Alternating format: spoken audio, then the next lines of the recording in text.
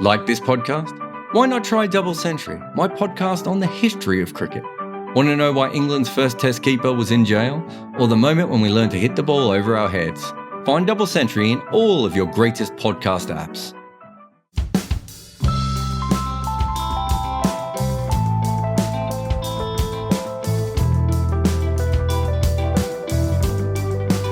This week on Red Inca, we talk about the disgraced Indian swing bowler Sreesanth, which is weird because I wrote the piece on him, so I brought in a friend to interview me.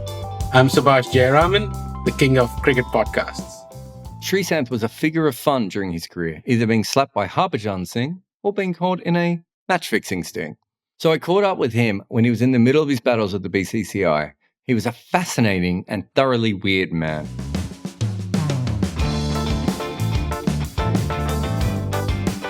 Subash, I have brought you on, not because you have anything interesting to say yourself, because obviously you don't, but I brought you on because you are the expert in interviewing other people on cricket podcasts, and I want to talk about my piece about Sreesanth, and I thought if I just spoke for half an hour on my own, it would be very dull. So I brought you on so that you can ask me questions about my piece. You're the Heather Locklear of Red Inca. Thanks for having me, Jarrod. But now let's turn around the roles. Weren't we in India in 2017 during the India-Australia series when you went about looking up Sreesanth about his fixing fallout? Oh, I can't even remember how long ago it was. But you were there. I must have seen you just after I got from Kerala because you were at the Bangalore test, and I reckon I got a train from Kochi to Bangalore because I had that moment where I put in Uber the right train station. He took me to the wrong train station. And then I had to do the Darjeeling Limited thing where you run along the platform and jump on the back of the Indian train. I literally had to do that in Kochi. So I must have gone straight from Sreesanth to you, which is a perfect match, really. If anybody can go from Sreesanth to Subash, they'll be happy. You should be too. How did that come about? How did you choose Sreesanth as your subject? And what was the logistics involved? Because it's so hard to track down Indian players, former, current, banned, unbanned, whatever. Someone must have retweeted him into my timeline, and I clicked on it because he's a former match fixer who was tweeting about stuff. And his banner page was him on stage with Narendra Modi. And I was like, you what now? And I got really interested in it. And I can't remember who it was, but I remember chatting to a bunch of Cricinfo people, and it might have been Arun, who's no longer with Cricinfo, but I think it might have been him. But I can't remember because I talked to a bunch of people because it's one of those things, you know what I'm like with these sorts of things. Like I find out a little bit of information and then I go to all these people who might know more and just go, can you explain this to me? Because this doesn't make any sense. Because he's a match fixer and he's on stage with the big guy, the big boss. And I thought that was really weird. So yeah, I talked to a bunch of people and then, I think it was Arun who gave me the number. But having a number of an Indian cricketer and them responding, how many times do you and I send messages to famous cricketers? Nothing ever happens, right? I am still on red with Misbah Al-Haq from a WhatsApp from 5 years ago. He's seen it and he knows who I am. And the bastard won't get back to me. I love you, Misbah, if you're listening. But that happens a lot. So I remember I sent a bunch of messages to Sreesanth. He just doesn't get back to me. I think I might have contacted him on Twitter as well. Doesn't get back to me. And then one day I just got bored and I started Googling all information about him again to see if there was like an article that kind of explained what was going on in his life. And there wasn't. And then I just sent another WhatsApp and I'm like, look, this is what I do. This is the sort of stuff I do. I am very interested in chatting to you. Can we catch up if I come to India? And he said yes. And he started chatting to me a little bit. Sreesanth sort of chats to you on WhatsApp in a really weird way. In fact, it's very much how a lot of Indian cricketers and Pakistani cricketers do it, in that they don't get back to you 3 or 4 times. And then suddenly you can't stop them WhatsApping you for a day and a half. And it's like they send you like 9 messages in a row and you haven't even had time to respond to the first one. And they're now talking about climate change or something on the 8th one. And so I figured, look, this guy's a little bit interested. Maybe I turn up in Kochi and he doesn't want to talk to me, but maybe I can convince him. So I went to Cricinfo and I think, so what was it? It was a 4-test series, wasn't it? Yeah, it was. So I had like a 3-day break, right? And I was like, I can get from Pune to Kochi and then I can get from Kochi to Bangalore sort of all in one little thing. And I had maybe 4 days. So I called him up and I said, look, I'm going to be here on these dates. And he said, that's fine. I'll keep that day open. I did think at the time, like, what else are you going to do? And unless you're shooting a movie, Yeah, he was into movies at the time, right? So when you walked into the house, could you recognize him? Because we always had seen Sreesanth as this light, wiry fast bowler. Yeah, his face is still very Sreesanthi. He's got that incredible face. I always said he looked a bit like there's a famous show called Monkey. It was like a Chinese kung fu show, badly dubbed for Western audiences, which is incredibly famous in Australia. And I Hmm. just found out like the guy who voiced some of the characters for the Western audience lives on the same street as me. I think he just passed away from coronavirus. Oh, This geez. English actor. Anyway, I love Monkey, but he does have that incredible sort of interesting shaped face. It doesn't look like a normal human face, a bit like the actor who is in Monkey. And so I thought, okay, chances are he's going to be really busy, but maybe I kind of worked out that he wasn't famous enough that I couldn't just turn up at things, if you know what I mean. Hmm. So let's say he had a movie shoot. I kind of figured if I turned up there, it's not like Bollywood where I might have a little bit of trouble getting on the set. I kind of figured that I could go through as a journalist and just keep showing my Disney ID, which you can barely see my face on anyway. But it turned out he was fine. I met him at the gym. And he is, you're right. I mean, he's a completely different human specimen than he was. From the chin down, he's a Yeah. different person. From the chin up, he's the same. And he did look like he had swallowed the former Sreesanth, maybe a couple of Sreesanths. And he had swelled in every way. He had those sort of steroidy neck muscles. Yeah. And he looked like a bodybuilder more than a cricketer. And it was funny because his first thing was, I'm doing all this for cricket. And I'm just like, mate, no bowler in the world has that physique. I do this for a living. Come on now. And he just sort of smiled. So he was different, but he was fine. He didn't have that much to do. And he said, look, I blocked off a couple of days. I think at that stage, he thought a big piece on Cricinfo was very beneficial. It's funny, The Last Dance is out. You sort of see these sorts of things that, and Lance Armstrong's got his new documentary. Hmm. You have to be aware if you're writing those big pieces that I do at a certain point that they're using you as much as you're using them. Hmm. And I think as long as that's all sort of quite open between the two of you, it's better. It's probably worse if like you publish it and then everyone points out on Twitter that they were doing that. The story when it came out, Sreesanth, the story of a fall, people can go find it on Cricinfo, Cricket Monthly, right? It was a Cricket Monthly piece. Came out in 2019 after his life ban was reduced to 7 years. And you did this interview in 2017. What was the initial understanding of when you thought this piece would come out? Because Sreesanth, as you said, was obviously keen on doing it because any publicity is good publicity at that point for him. So how did those things shake up? Yeah, it was a bit of a weird one. Like, as I said, I had the two breaks and I've got the two pieces. The other one still haven't finished only because it's just a tougher piece. It might take me 3 or 4 years to finish it from here. But I said to Sam, but I'm going to India.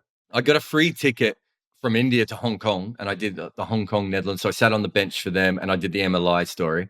And then, so I basically had already got 2 big features for them. And then I said, look, I'm going to be in India.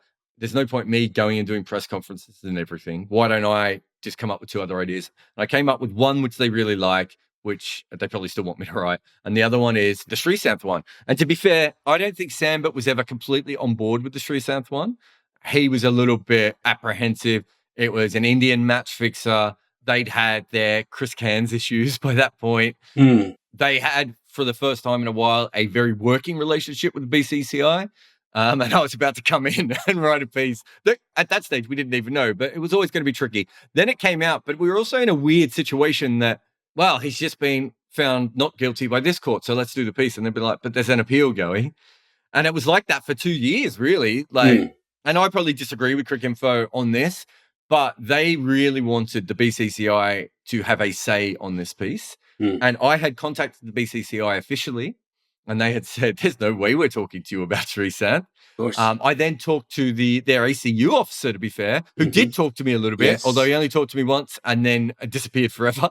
The former policeman who happened to be also the man who had arrested Sreesanth, which I found quite funny. Conflict of interest, what's that? I know, weird one, hey? I mean, I think he got his job with the BCCI partly because he arrested Sreesanth. And I don't mean that even in a corrupt way. I mean, I mean that in a very literal way, as in they were like, this guy. But although there could have been, who knows what goes on behind the scenes with those sorts of things. And then it became this whole thing of they were trying to make sure that the BCCI weren't unhappy. And I was trying to make sure it was as accurate as possible. And my big thing was they kept saying, the BCCI has to have more of a say in this. And I said, well, they've been asked officially. I've talked to the ACU guy and I've got the letter they sent Sreesanth. when the final court stuff happened, that's when Nagaraj really came up. So Nagaraj has got a co-byline. I mean, Nagaraj probably wrote less than 3% of that piece. Mm-hmm.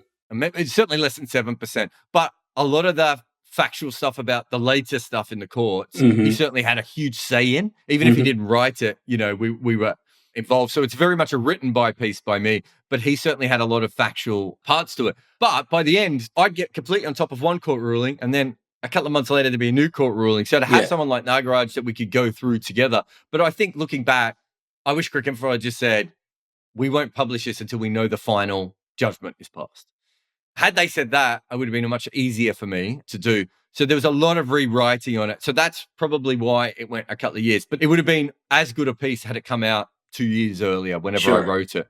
But I suppose it's going to last the test of time more now because it was after everything happened. So from a writing point of view, it's advantageous. But I hate writing things that organizations sit on. I get really frustrated with them.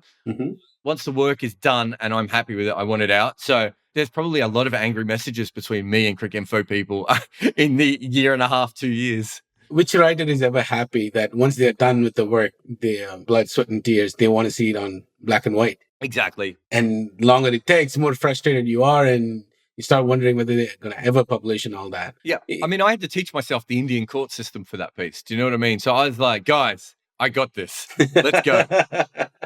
As you said, you did this interview with him in 2017 in the middle of what was supposed to be his life ban. So what sort of piece were you trying to write? And what sort of piece did it end up being in 2019 when it got published? 2 years is a long metamorphosis for a piece. Yeah. So obviously, as you said, you've gone through a bunch of rewrites as well with the newer developments in the case. So what did you think was going to be the piece? Considering you be a journalist for 10 years, you've been in cricket, covering cricket for more than a decade now. So I'm sure you had some preconceived notions about certain things. So what did you think the piece was going to be about? And what did the piece ended up being? And what was that transformation? I always knew it was going to be a feature and a long feature because the more I researched on him, as you said, I've done this for so long, I can tell the difference between a 3,000 word feature on something, which is you going in depth on something that is maybe quite contained. That's the way I write a 3,000 word piece. And I can tell the difference between that and 5,000 plus. 5,000 plus, really, at that stage, you're almost writing a film. Yes. So what you need then is a bunch of scenes and a bunch of different things. And so what did I know? I knew going in, I knew there was match fixing. I knew there was movies, I knew there was politics, and I knew there was him as the person. So that's 4 pretty strong themes. So you could write 3,000 words on almost any of those topics, right? Gotcha. So straight away, I knew there was a lot there. What I didn't know, though, is if I was going to do a caricature of a crying cricketer at home on his own.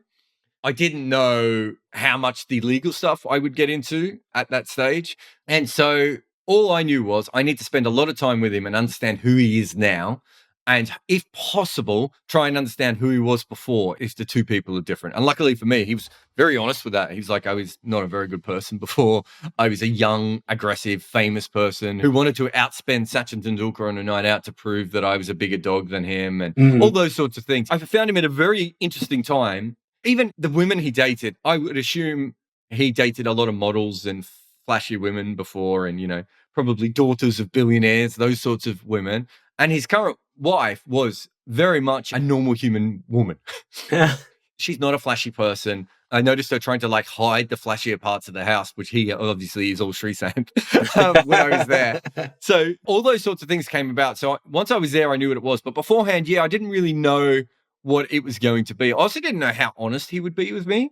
Maybe the first hour I was there, it was a very, very dry interview. And I was thinking, I'm going to have to spend my full 2 days with this guy because he's not going to open up here. He's going to have to get to know me. We're going to have to, I don't know if he drinks actually, but we're going to have to get drunk together or whatever because I couldn't work out how to break him. And you get that sometimes. He's a trained athlete. He's used to having bad press written about him. So, he was just that little bit standoffish. And then he starts bringing up, he basically is trying to explain cricket corruption to me by using the reference to Death of a Gentleman. Yeah. And I'm like, my man, I know I've lost a lot of weight and I'm looking quite sexy, but I was actually in that film. I'm the guy. It's Sam, the guy with the voice, and I'm the guy with the shirts. Yeah. And then he just completely changed. And then I can't remember how long we spent together that day. And we spent a lot of time chatting on the phone after that as well. But after that, he was a completely different person. And at that stage, I realized I was really doing something on Sreesanth, the human being, rather than Sreesanth, the caricature or the defense victim. And that's when the piece changed for me. But I didn't know going in what I was going to get. He could have been an absolute prick. I think empathy and understanding is all part of writing a big piece like that. It doesn't matter if you're writing about a killer or not. In Sreesanth's case, there wasn't very many victims, unless you count all of cricket. But there's not a victim to his crime. So it's a bit different than doing a true crime murder mystery, where I think you have to be very sure to give that to his victim. Whereas in this case, the victim is almost him because he has committed this crime and ruined his own life. But yeah, so I suppose I knew that there was a lot of facets there. I didn't know that he would be so interesting. You're sure that he committed the crime? I'm pretty sure that he has fixed matches of cricket before, yes. Am I sure that he fixed this particular match he was caught on? No. The way he talked to me and looking into everything that I did, I would be shocked if Sreesanth had never fixed a moment on a cricket field. And I felt he came as close to telling me that as he could. And that's the way I wrote up the piece, which is, another reason that I thought I was very fair to him, but I was also... So I don't know if you ever saw Making a Murderer, the Netflix special. I saw a few episodes of it when it first so came that out. must have come out around the time that I was thinking about writing this piece. And I remember just thinking, I'm pretty sure that guy committed the murder as well. And if not, had probably committed many other crimes. But I'm not sure there was enough evidence for this particular crime. And that's the way I sort of looked at this piece. So I do feel like he has been involved in fixing at one level or another. But also, I think he was desperate to get back into the Indian team, because you and I both know that the money there is on a completely different level. And I think he was desperate to get back into the Indian team. Plus, if you listen to the tapes, the actual recordings, literally his man, who is the one who's involved in the fixing, says he doesn't want to fix this over. Plus, then you've got the evidence of the over. If he was trying to fix that over, he either forgot, Herschel Gibbs style, or he's the worst fixer of all time. And I know he's not the worst fixer of all time because I've seen his wide record. He bowls more wides than Sean Tate, right? And Sean Tate is the least accurate bowler I've ever seen in cricket. So if you're bowling more wides than Sean Tate, I know that something dodgy is going on. So I'm sorry.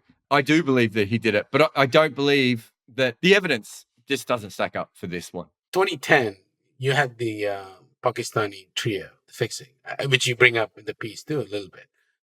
Considering you've been in cricket and seen all these things, sometimes close, sometimes far, whatever, and having interacted with them quite a bit, where does he fall in the spectrum of Salman Butt to Mohammad Amir, with Asif somewhere in between? I think Asif, being that he also did steroids and he's a canny guy, I'm pretty sure Asif is more on the Salman Butt side of things. Okay. I think he was a very susceptible character.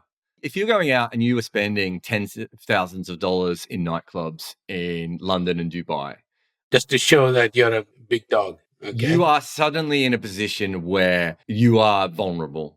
You're vulnerable to prostitution stings. You're vulnerable to people paying your bar tab, level after level after level. And I think that he was the sort of person he is in that situation. I could see how he would be. Like, if I was looking to go after someone, he's the kind of athlete I would go after, because I think that that was all there. I don't think there was any evidence that he ever brought anyone else in. So again, that's the Salman Butt thing, isn't it? Salman Butt did that. Danish Kanera did that. So he's certainly not on that kind of level. I think he's somewhere in the middle, because he's also, I wouldn't say he's an incredibly intelligent person, but he's certainly not an idiot. You know, he has the ability. He's very self-reflective now. Now, he may not have been when he got done, but he wasn't 20, was he, when he was done? He was, what, 28, 29, 30-ish? Yes. So you can't say he was naive. He'd been on the international circuit for a long time. So again, he's different than Amir, I think. But he's certainly towards that sort of end. But I think for me, and this isn't just a Sreesanth thing, the players that fix while being criminals and while being against any sort of moral thing that you and I might have are also massive victims in what is an organized crime ring. I think the more that I've got to know people over the years in cricket, I realize how poorly they are paid, what happens at the end of their career, that sort of desperation. Like, I understand the rebel cricketers, maybe the English cricketers less, but I certainly understand the Australian, Sri Lankan and West Indian rebel cricketers, because I know how much they were getting paid. That doesn't mean I think it was a good idea, because I understand my mate who robbed a 7-Eleven and ended up in jail. I understand why he did it as well, but doesn't mean I go, well, that's a logical conclusion. I would have done the same thing. You don't condone the act, but you No. understand the motivation behind the act. And I think that doing Death of a Gentleman, especially, I understood that the players are very much victims in this environment. And then the first draft of Sreesanth was probably already written before I worked with St. Lucia.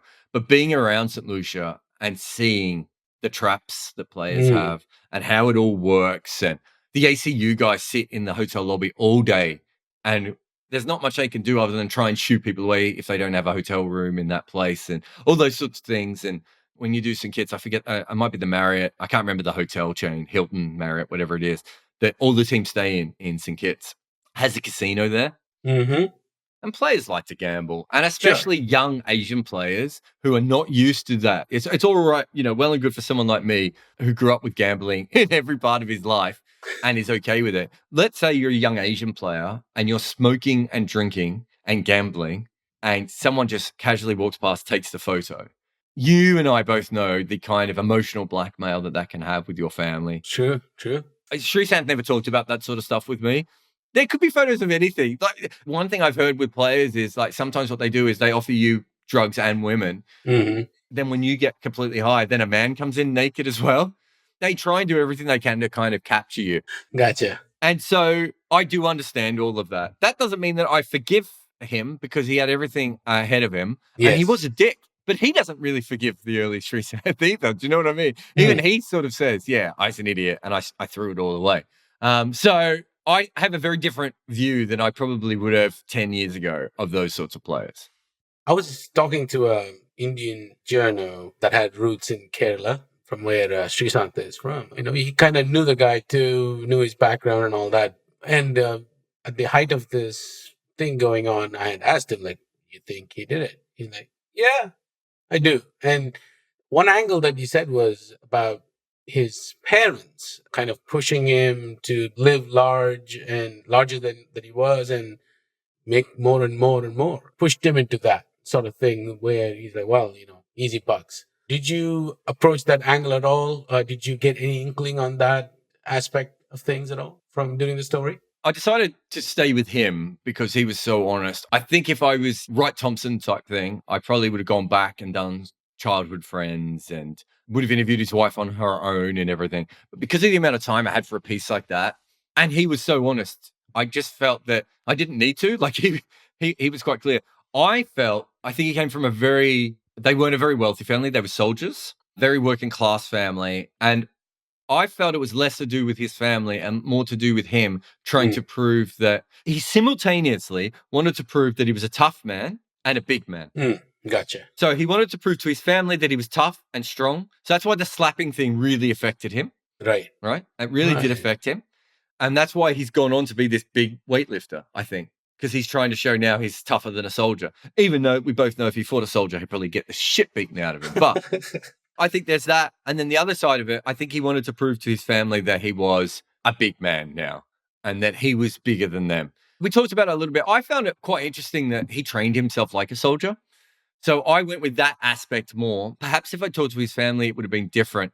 But yeah, I could certainly see that. And again, I think when you're writing a big piece like this, you're looking at a lot of parallels with yourself. You're trying to find that thing that you understand. And I kind of understand what it's like to come from the working class background and dream a lot bigger than that and have your family. They want you to be bigger, but they also don't understand it and can't support it.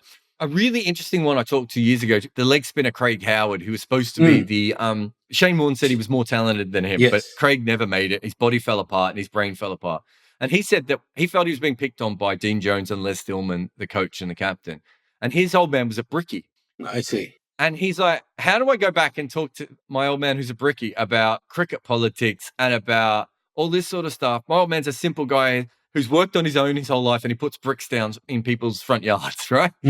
And sometimes when I go through really complicated stuff in my work, my old man's not an idiot. You've met him, he's a smart guy, but it's very hard for me to explain the world that I'm in to him. And I felt that Sreesanth had a very similar thing with his family, but there's probably another piece there on that sort of thing. But let's be honest, there is maybe even a book on Indian players and their families, on Sri Lankan players and their families, on Pakistani players. I mean, Kumar's dad is probably a book on his own. And you and I both know this. Like, I think I always knew about it because I always grew up with aunties and uncles who were Sri Lankan. I remember when I played cricket, I was a better cricketer than my mate who was, his parents were Sri Lankan, right? And when we played indoor cricket, his dad had a team. And I was so good that his dad got me into his team, but left his son out. And literally turned to his son and said, if you tried as hard as Jarrod, you'd be in the team, right? I'm used to Asian parents, but it's almost a topic on its own. And so I had heard that from someone, I think maybe someone I had talked to who sort of knew the family a little bit. And I just thought that in this particular case, I'm not sure that I needed to do it. But you're right. It's an incredible, I would love for you to interview the parents of famous cricketers. I want to know a lot about Ravi Ashwin's parents. I'm not even going to lie to you there. And there's some real weird ones out there as well. I'm sure. Like really full on parents. But even like Anya Shrubsole's father is on Twitter and is always talking about it. There's some really interesting ones out there. But yeah, in this particular piece, I left it alone the same way that I left his childhood stuff, just because I felt he was so honest to begin with. Gotcha. I want to talk about a couple of different passages from the story itself. I don't want to ruin anything else for the readers. One is the situation that you called Peak Sreesanth, or 30 Minutes of Sreesanth, about his dog, pet dog, Roxy. Roxy. Right? What did that symbolize? You can let the listeners know how things happened, and what did that tell you about your subject? Yeah. So he has one or two small children. They must have been, I think he had a 1-year-old, maybe a 3-year-old. I heard this whining and I honestly thought one of his kids was in trouble. And I think his first thought was the same. And we both looked upstairs. And then his wife came from the kitchen, ran in. Very important that I mentioned that because she mentioned it to me, that she cooked herself.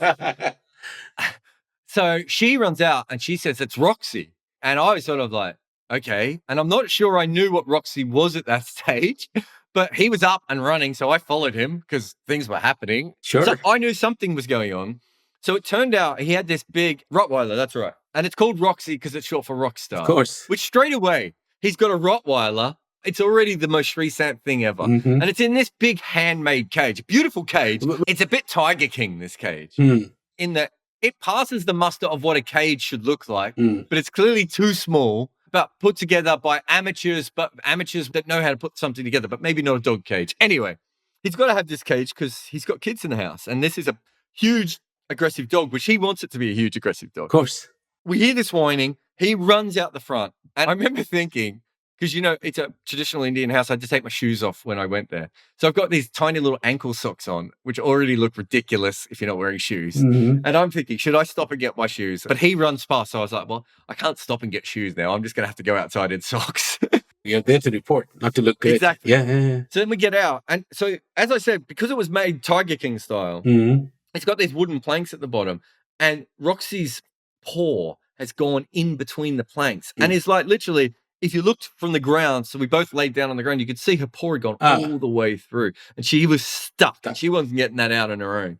But she's like a fucking lion, man. She's a big dog and aggressive. And she's now in pain. It's not like you can open up and do anything. And he had his guys. And suddenly, like, so far that day, I'd seen his driver, his assistant, and his wife. Maybe his nanny. He might have taken me upstairs and his nanny was up there. So for a guy who's quite wealthy, he didn't seem to have... Entourage. Yeah. You and I have friends in India with 40 people. You know, he seemed to have a fairly normal amount of people. But suddenly when Roxy was there were just people turning up from everywhere. There seemed to be like 7 guys in his garden that I didn't know, all in like matching outfits and everything. Some guy came out of the house that I hadn't seen. I think he had construction workers. I think he might have been making an indoor cricket net on the top floor of his house. So he came down. And then you suddenly realize that sort of pecking order of who he was compared to everyone else. Everyone else was quite clearly a servant type relationship to him. And also, it was on him to fix all this, if that makes sense. Like, Gotcha. He was going to tell everyone what to do and whatever. And so I think eventually we worked out that the best way was to actually put a piece of metal in and bend back one of the things and ping it up so that Roxy's paw would come free. And so he hands me and like one of his guys this thing, and we both do it. And we're both like, he's stronger than the both of us combined. And it's not even bending. Right? So then he does it. And like, he's there and he's like, and it's a performance. And I don't know if it's a performance for me or for everyone else, because to be honest, it felt like it was for everyone. It felt like it wasn't just for me at this point. And there was like a small part of me that went by that went, is he done this on purpose? Like, is he showing me he's saving his dog on purpose? The only thing that made me think he wasn't is I've seen his acting and he's fucking dreadful, Of right? course. As an actor. He's not a bad singer and a personality on the screen, but as an actual actor, when he has to deliver the line, there's no way he could act good enough to convince me that he was doing this. So anyway, I'm watching all this go on, and then he pops it open and he sort of starts strutting around. And the whole thing was like he just saved his dog's life.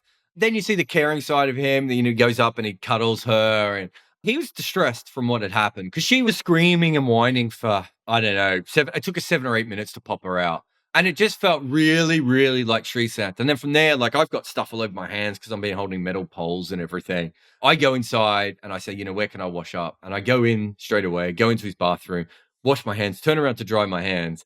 And there's a towel that you use in his downstairs guest bathroom. And that towel is his 2011 World Cup towel.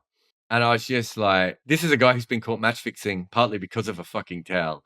And yet he's still got his towel out. It just felt like a very Sreesanth moment. I'm sure weird things like this happen to him all the time. And maybe he even creates an area where he has to do it. He's a very dramatic person. I mean, he's always been that, right? At least in his cricket, he's always been the dramatic person. He was always up in people's grills. I remember him getting into Andrew Simons and Matthew Hayden and even Anjanelle, the poor harmless Anjanelle. So obviously he got in Sachin Tendulkar's face too. At least that's what we all hear anyway. The second thing I wanted to talk to you, and we can wrap the chat on that, is how you ended the story. So there's an event unfolding in front of you, once again, using smaller sized animals in pain. So there is some metaphor in action here with Sreesanth, cricket trajectory anyway. What if you hadn't seen that event that you saw and how you closed the piece with? What if that hadn't happened? You weren't there to witness that on the streets of Kochi. How would you have ended a piece like this? What you're talking about is the rats and the dogs. At that stage, it must have been 7 or 8 at night. So I probably spent 8 or 9 hours with him on and off. Not that you're always with him, because it was actually quite a big day because he was talking to his lawyers and everything as well. It ended up being quite an interesting day that I was with him. But I come out of the stadium and I'm exhausted because he's quite a tiring person to be around. Plus, when you're that alert all day, and I'm writing notes and I'm taking photos, and I needed a break from Sreesanth because he'd invited me back to his house for dinner. And I was like, no, I'll come tomorrow. I need to go back to my hotel and just chill out. So as I was leaving, I got an Uber and I was waiting for the Uber to turn up, and I was sitting down and I noticed these wild dogs going crazy in front of me, like running up and back and up and back. And they were chasing this rat. Then I get in the Uber. I'm talking to the guy. At that stage, there's a very specific reason why none of the characters have a name, all the different people I talk to. Some of them I talk to quite a lot. But the reason is I wanted them to all be sort of representative of Kerala. Gotcha. So it's like taxi driver number 1, tuk-tuk driver, Uber driver, hotel concierge, man in bar. And that was on purpose. They were all so similar. They all kind of thought he was this hero and he'd been wronged. Anyway, so he actually says the line, and it was said to me twice while I was there: nothing is ever finished in India. Right? So that would have been a perfect way to finish the piece, I think, regardless. What I did was sort of juxtapose the two images of the rats and the dogs, because I think it goes back to what we were talking about before of Srinivasan had been caught being involved with fixing at this point. Sure. The bookmakers and the fixers and the gangsters are all far bigger fishes in this than Sreesanth ever could be. Yes. The media and the industry around it, everything is bigger than Sreesanth. The individual in this case, even if he's a famous, rich cricketer, is actually quite a small part of it. Yeah. And all he's trying to do one way or another, even if he's wrong, you're trying to survive and get by. Sure. And it feels like that's what we're trying to do in life. And the dog and the rat thing is the same thing. I don't really blame the dogs and the rats in the same way. I don't really blame the rat for coming into my house and trying to get food. I was trying to show that sort of the machinery of what he had lived with. If it hadn't have happened, I think what the taxi driver said to me, because I also got the Sreesanth stuff really late. So that was 2 years probably after the last time I chatted to him. I texted him to say, I'm finally getting this piece done. This has now happened. You and I now both know exactly what your future is going to be as far as the fixing goes. Can you give me a quote? He then fires off a million rapid fire things. So if you have a look, the actual end is 3 different things. Yes. It's him talking, it's the Uber driver talking, and it's the rats and the dogs. Yes. I think it's a better piece because of the rats and the dogs. Mm-hmm. Because it's a very visual thing and everyone kind of gets what I'm saying. It also ties everything together. But if I just had the driver and him, I still think it all would come together. But it's exactly the same as I just interviewed Wright Thompson about his piece about Sachin. And it's like, as a writer, when he gets to the point where he finds out that his driver in Delhi's son is named Sachin because of Sachin Tendulkar, how can you not follow that? So I was in constant chatting with a guy called Eddie Gibbs, who was the Scottish guy trying to help Sreesanth get to play cricket in Scotland. Yep. And I sent him the piece early on because I knew that I was essentially calling Sreesanth a fixer in that piece. But I also wanted to be as strong as I could be. But I also wanted him, he's the expert in Sreesanth. He knows him. There were some people I talked to about Sreesanth who were quite biased. I felt that Eddie was a bit more honest in the way that he went about it. And I said to Eddie, the only thing I'm worried about is am I calling Sreesanth the rat? I almost wish it was a squirrel, that particular animal. Some rodent, rodent of some kind. Any other rodent that people don't hate as much. And he basically said, look, aren't we all just rats? And aren't there always just big feral dogs out there? And we're all just going to get by. And I thought, well, if it works with someone who's friends with Sreesanth, it works. If it hadn't have happened, the piece would have still ended really strongly. It just wouldn't have been as visual. And the reason I love that particular story, and I was captivated by it, I was there for like 15 minutes. It was like watching a nature documentary right in front of you. Yeah. It was so captivating. As Indian life sort of unfurled in front of it, I had cheetahs taking on antelope. It was a really dramatic thing. But for me, his life was like a movie, and this was like a mini movie that told you the story in front of it. So I think it all just came together very perfectly and very luckily for me. If you're writing these big pieces, you almost have to be available to see those sorts of things. You have to be like Wright Thompson and asking your driver about his son.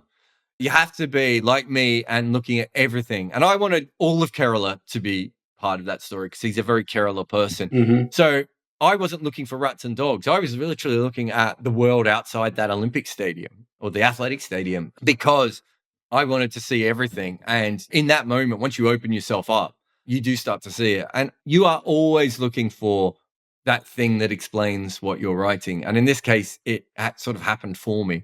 Sometimes you have to manufacture it a bit more, but it all worked out quite perfectly, I think, in the end. I mean, when you're writing a grand piece like this, and as you said, you're very alert on a day when you're talking to your main subject. So you're always taking in all the scenes in, and then kind of whatever way the story goes, the scenes sort of fit in the end. And the cool thing about this ending was that depending on where your opinions lie, based on the facts here of whether he did it, didn't do it, he was a victim, no, he wasn't, whatever.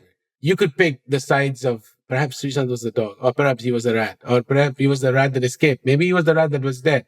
I don't know. You had many options to go with, and it kind of covers the whole gamut of loyalties.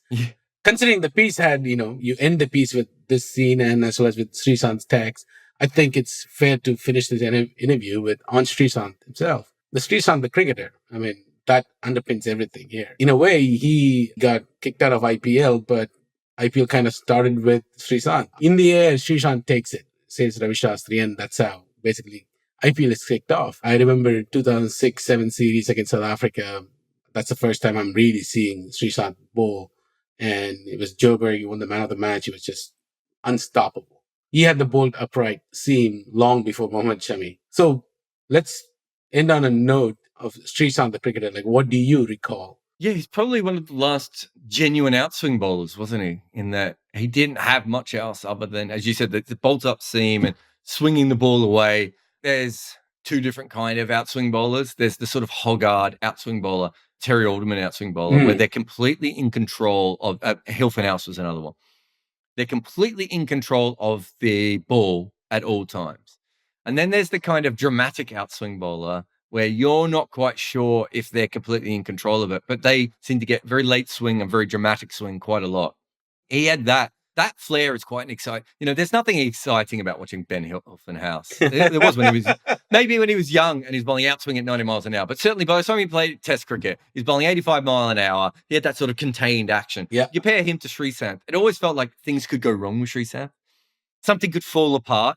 And he was quite a dramatic bowler, and that ball seemed to swing so far at times, just crazy distance. And he had that energy as well where you weren't quite sure what was going to happen when the ball left his hand a little bit. It might bounce more than it should. Yeah, I always liked him as a bowler. I really did. I really did enjoy watching him bowl. And I think it would be interesting. He might have been at his best in his 30s, a bit like Jimmy Anderson has gone on to be. Yes. Because I think Jimmy Anderson was a bit more skillful and could swing it both ways. And I'm not sure Sreesanth ever would have been able to do that. But I could actually see a period where from 30 to 34, when he would have matured anyway. Let's be honest. Even if he wasn't thrown out of cricket, I think he would have matured a little bit. And at that point, I think he would have been a really, really interesting bowler to watch. In fact, if anything, he probably would have become like an Andre Nell type bowler. Because we never saw Andre Nell, the young bowler. We didn't see as much of him as a younger bowler. We saw him when he was around 28 to 32. And I think that's when Sreesanth would have been at his absolute best. So it's interesting. I just read this long piece on ESPN about this boxer. Never a big boxer. He trained like local fighters and, small-time Olympian fighters. But then ESPN do this huge story on him because of his wife, and there's a true crime element to it and everything. It's funny how quickly the cricket side of Sreesanth didn't matter to me because everything else did. The fame side did, the movie side did, the fixing did, because he was so interesting in every other way that you could write a really interesting piece on what Sreesanth could have become as a bowler, I think. A speculation piece based on everything about him, because he was a good enough cricketer and we have enough footage to go back and to look at. But this piece is so much about who Sreesanth is now and what he did that I probably didn't fit that in. But he was a really good bowler, and I tried to prove that. I think if you go back and you look at his numbers, he's got what I would call Ishant Sharma numbers. Yes. I suppose now we'd have to say early Ishant Sharma numbers. Of course. Saranga Lakmal numbers, Asian Seaman numbers. And I wanted to say, this guy could play. We all knew he could play. Of course. We didn't know how long he'd stick around and what would go wrong with him. But he was a genuine player who happened to then be involved in this incredible moment. All right. On that note, Jarrod, thanks for having me on your show to interview you. Cheers, mate. I think you've done very well. I may allow you to come on again and not talk. How about that? Let's do that again. Cheers. Thank you for listening. You can follow my guest on @CricketCouch. I'm also there on the Twitters. If you want, you can find a bunch of his podcasts out there. Subash has really done incredible work in cricket podcasting. Please review this show on Apple Podcasts or on each individual platform you use. This really helps us, I think. I don't know, but let's go with that. Patreon funds this series, so if you like it, please pop over there and help support us. And thanks to the many who already do. It is a huge help. Red Inca is made by me, Jarrod Kimber. Nick McCorriston, well, he looks after your ears. And the theme tune is by the Red Crickets.